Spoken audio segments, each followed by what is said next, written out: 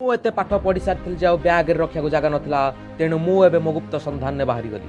ସେଠାରେ ଯାଇ ଦେଖେ ତ କାଉ ଭଗବାନଙ୍କ ବିଦ୍ୟୁତ୍ ଦ୍ୱାରା ଆତ୍ମହତ୍ୟାକୁ ବନ୍ଦ କରିବା ପାଇଁ ଇଲେକ୍ଟ୍ରିକ୍ ଖୁଣ୍ଟିର ତଳ ପାର୍ଶ୍ୱରେ କଣ୍ଟକପୂର୍ଣ୍ଣ ତାର ପ୍ରେରଣ କରାଯାଇଥିଲା, ଯାହାଦ୍ୱାରା ସେମାନେ ଆଉ ଚଢ଼ିକି ଯାଇପାରିବେନି।